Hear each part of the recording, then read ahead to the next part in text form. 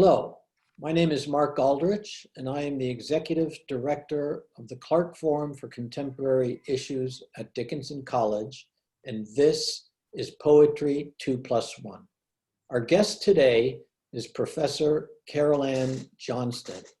Professor Johnston is the Martha Porter Sellers Chair of Rhetoric and the English Language here at Dickinson College, and a distinguished scholar of Renaissance poetry, and a poet herself who is published in numerous literary journals, including The Drunken Boat and Shenandoah, just to mention a couple. Carol Ann, welcome to Poetry 2+1.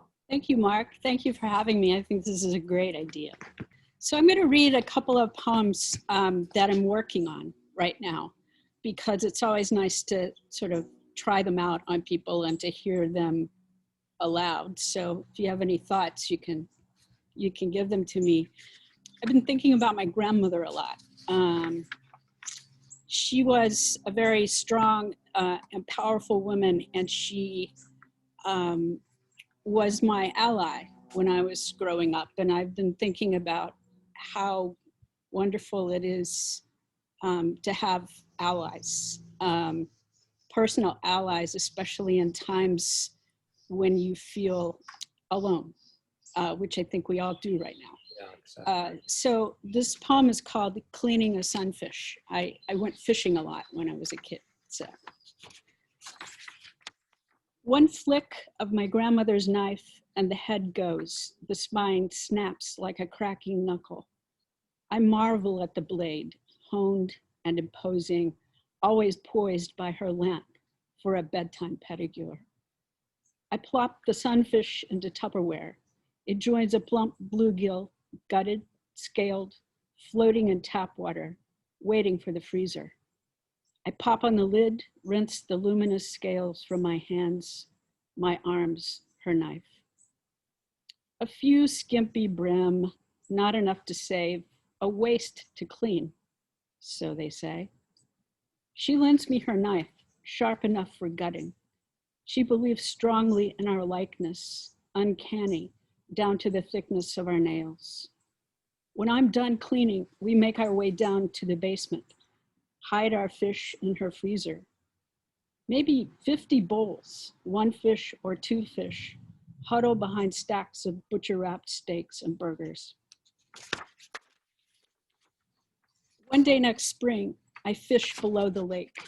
I catch over 100 perch, pull them from the water beneath the spillway while they're still gulping my minnowed hooks. I put the blade into the belly holes, slice up along the underside to the stiff lips. The thousands of scales I scrape away with her knife under the yellow light bulb of her porch illumine the ways of my time. That's beautiful. So the second poem I want to read is about something that happened in my basement a while back. And the current pandemic has gotten me to thinking about it and about bats for obvious reasons, I guess. So this is the story of what happened.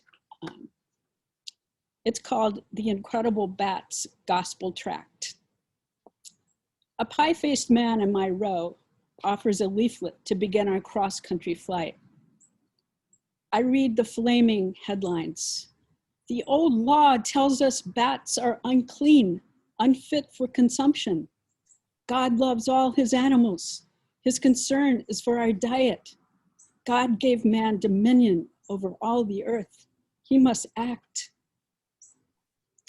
I am familiar with the gospel tract, its buoyant non-sequiturs, its sordid Trajan and papyrus fonts. A grave 12-year-old in a dynasty of Southern Baptists, I spread repent pamphlets door to door. I saved no one that I know of.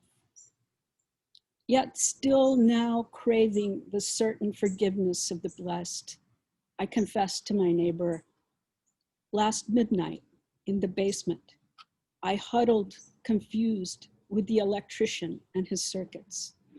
I leaned on a shovel as if accessorizing with man tools imbued me with practical knowledge.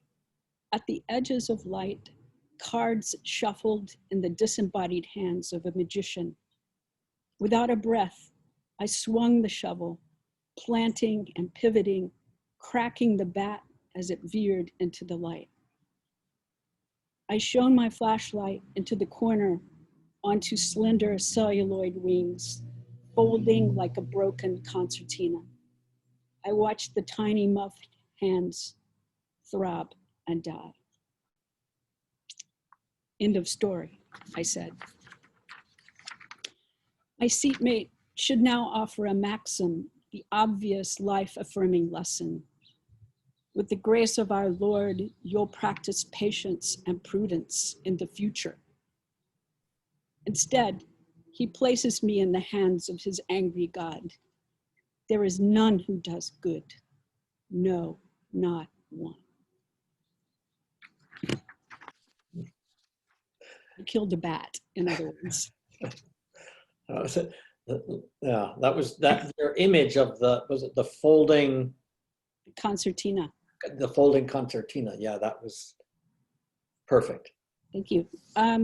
So for the poem I want to read, my +1, if you will, I want to read a poem by Seamus Heaney, the Irish poet. It's called Personal Helicon. And for those of you who don't know Heaney, he's very accessible, for one thing, which is why I'm reading one of his poems aloud, because I think they're easy to hear and grasp. For another thing, he's really wonderful at taking serious and heartbreaking world issues and bringing them down to a personal level, and talking about the personal consequences of world events, which also seems very resonant to me. This poem is called Personal Helicon, and it's at the beginning of his career when he's thinking about how he is going to make very important world issues into personal narratives. So Personal Helicon, it's dedicated to his fellow Irish poet, Michael Longley. As a child, they could not keep me from wells and old pumps with buckets and windlasses. I loved the dark trapped sky, the smells of waterweed, fungus, and dank moss. One in a brickyard with a rotted board top, I savored the rich crash when a bucket plummeted down at the end of a rope, so deep you saw no reflection in it. A shallow one under a dry stone ditch fructified like any aquarium. When you dragged out long roots from the soft mulch, a white face hovered over the bottom. Others had echoes, gave back your own call with a clean new music in it. And one was scarcesome, for there, out of ferns and tall foxgloves, a rat slapped across my reflection. Now, to pry into roots, to finger slime, to stare big-eyed Narcissus into some spring is beneath all adult dignity. I rhyme to see myself, to set the darkness echoing. Thank you so much, Carol Ann. That was a beautiful poem that gives us much to think about at a time when we really need it. Thank you for having me.